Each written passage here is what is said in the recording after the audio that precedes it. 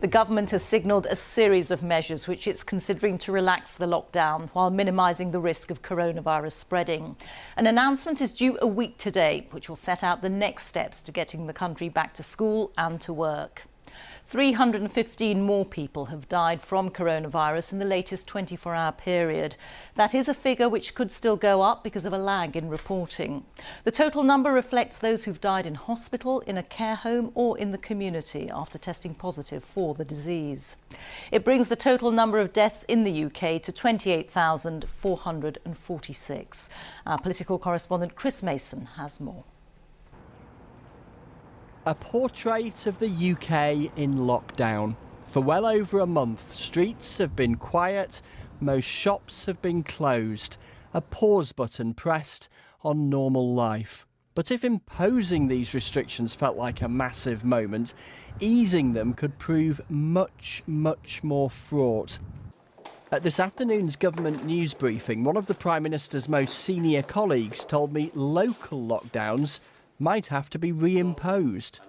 Our phased approach is one which allows us to monitor the impact that those changes are having on public health, and if necessary, in a specific and localised way. That means that we can pause or even reintroduce those restrictions that might be required in order to deal with localised outbreaks. Trains won't look like this again for some time, but if we're to return to work, they won't be able to look like this either.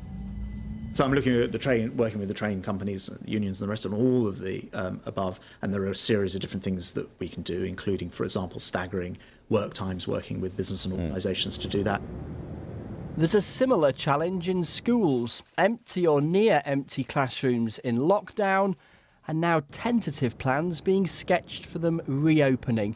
Wales's First Minister said today it would take 3 weeks to get schools back open from the moment the decision to do so was taken.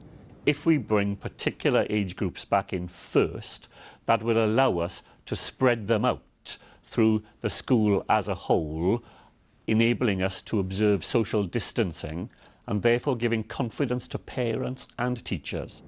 Mr Drakeford said it'll be a decision for his government as to when this happens. Scotland's First Minister Nicola Sturgeon said the same today too.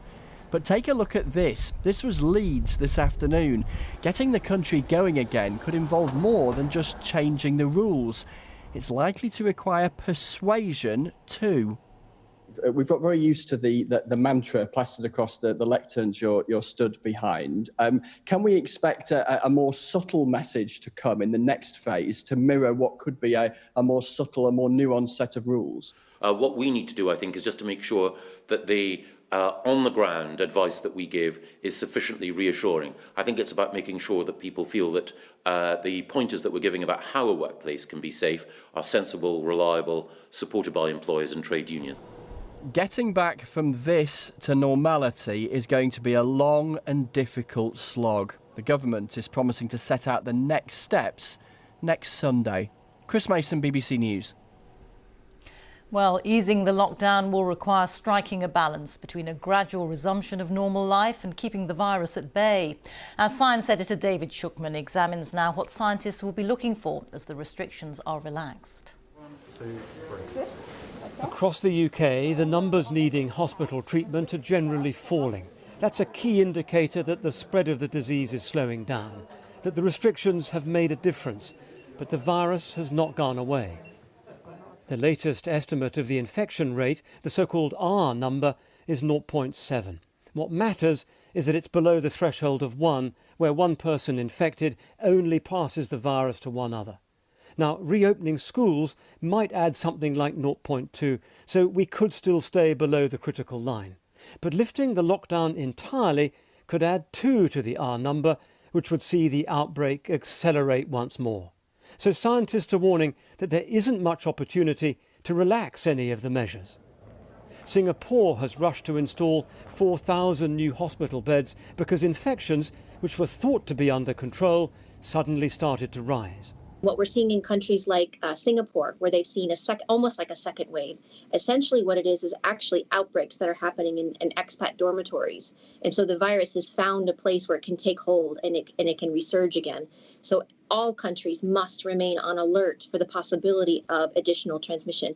Whenever measures do come to be relaxed, testing will be crucial on a bigger scale than now to track the virus and spot any new outbreaks. With that comes the job of tracing all the contacts of anyone infected. 18,000 people are being recruited to do this, but the system is not yet up and running. And vital to all this is isolating people who are infected or think they may be. This whole process is going to be needed for months to come. However the next steps unfold, they'll take us into what could be a more complicated phase of the crisis. That's because the lockdown currently affects pretty well everybody the same way. But once you start relaxing measures, some people will be at home while others are out and about, which could be confusing and probably harder for the government to explain. Different people will be doing different things differently. And I think that can undermine both solidarity, but also trust and possibly adherence, and could engender a degree of resentment. And all the time there's the challenge of keeping people safe. In Spain, masks will have to be worn on public transport from tomorrow. Many countries believe this can reduce the rate of infection. The UK government is still considering the option as a way of leaving the lockdown. David Schuckman, BBC News.